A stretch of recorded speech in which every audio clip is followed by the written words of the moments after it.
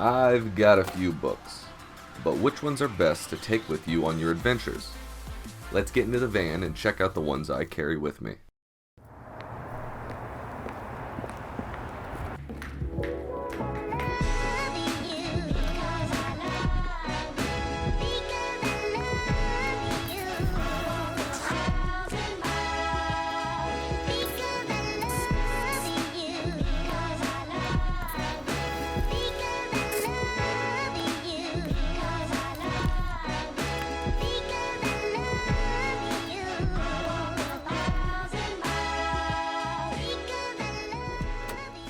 Alright, enough of that.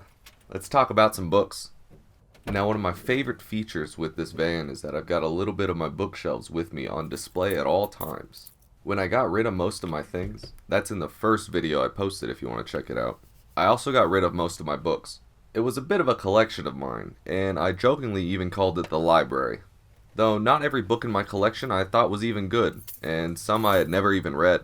The books I kept from that library were based on a couple of factors. The first was if it was one of the core books that shaped my thinking, or I really liked it, or if the book was rare and not on ebook or audiobook. Here's a classic to start right off, Dale Carnegie's How to Win Friends and Influence People. One of the first great books I read back in high school. Some people say it's common sense, but it certainly wasn't common sense for me.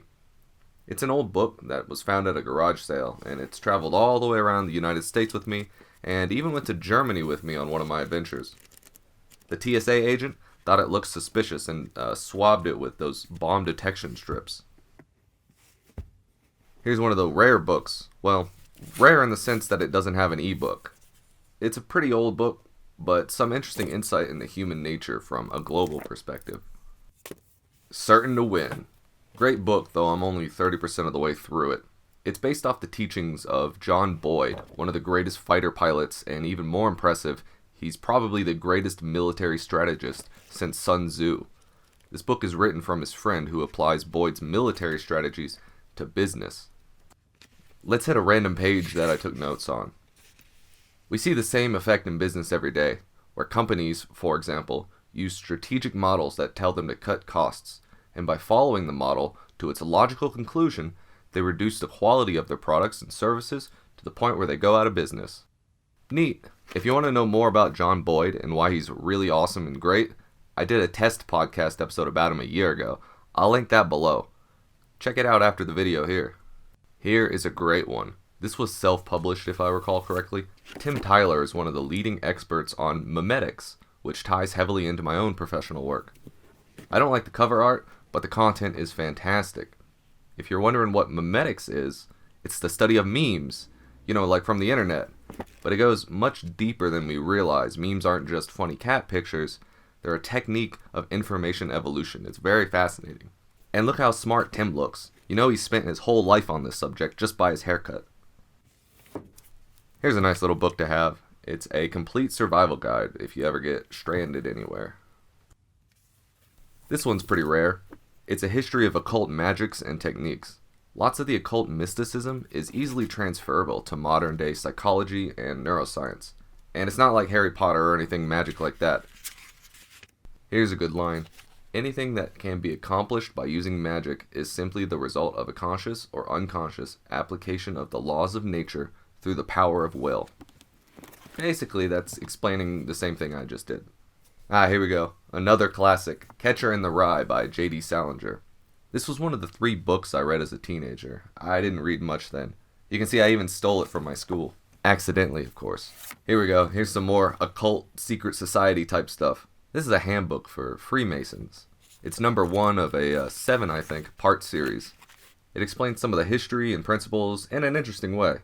It's completely written in catechisms, which is a kind of Socratic style of questions and answers. The book reads almost like poetry. You can pause and read some of it if you want. I'd like the whole set, but each one of these little pamphlets was like $25, so I only bought the one. Then we've got the classic King James Bible, and next to it we've got the Book of Mormon. Next shelf over, some classic literature that I keep because I love the style of these books. Lever of Riches was recommended to me by Venkatesh Rao, though I haven't read it yet. He wrote an amazing book called The Gervais Principle, Office Politics, according to the show The Office. That's also a book I recommend. It's very, very interesting. A staple for vagabonds, Jack Kerouac's On the Road.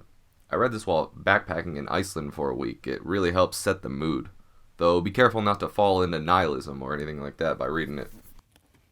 Is the internet changing the way we think? I think we can agree on that. This is a collection of essays on the question from some thought leaders at the time, though now it's outdated. It was a great thought-provoker when I first read it. Hey look, here it's predicting fake news and how we all live in bubbles. If you look really carefully, you can see that I store extra clothes behind my shelves. And here's some crazier books. And then some less crazier ones. It looks like the 48 Laws of Power got seriously faded. Let's take a look at some of L. Ron here. Here's How to Be Charming like Tom Cruise 101. The entry level of his work is almost 100% Gnostic occult ideas mixed with modern day psychology. And it's all pretty agreeable. That's what traps people, because the first hook works for them. L. Ron and the leaders are master level persuaders.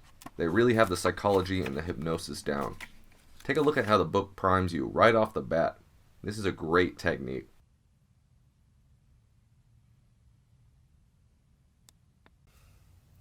One of the reasons I keep it, though. What a nice quality this is.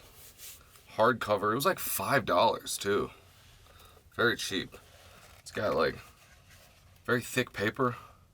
It's a very expensively constructed book. It's definitely a loss leader because they expect you to come in and spend money on their tests. It's a beautifully crafted book, to say nothing of the content. A more popular book, we've got Tim Ferriss's book, Tools of the Titans. It's also a nice quality book, and surprisingly very light for its side. It's like made out of balsa paper, I don't know. Trouble in Mind is on my to-read list. I've done a lot of reading on neurology and neuropsychopharmacology and the like. The brain is very fascinating to me. This is an account of a neuropsychologist's experience with patients. It's definitely something I need to start reading. Here's one of the very first books I started collecting. I read this as a kid and thought it was awesome. The Worst-Case-Scenario Guidebook. This will tell you how to do everything you need to do throughout the course of just a normal day. Like how to jump from a building into a dumpster 5 stories below. There's pictures too. And those aren't even all the books I kept from my library though. I've got some boxes in storage too. I might go and try and sell these since I have most of them on ebook or audiobook. I'm not sure yet. These are hard to open with one hand. Ideally, I like to highlight in the books and take notes. I then put the notes on little index cards and put them in a box. I learned that technique from the authors Robert Greene and Ryan Holiday. It's a great way to keep notes. I really should go through and sort out all these books. It's definitely on my to-do list. You can see I've got a lot of things on my to-do list so far. Shout out to Max Sparrow for recommending Flowers of Algernon. It's really a great read. I set a goal for myself to read 75 books this year on the website goodreads.com. I'm 14 away, and there's like 19 days left in the year. Wish me good luck.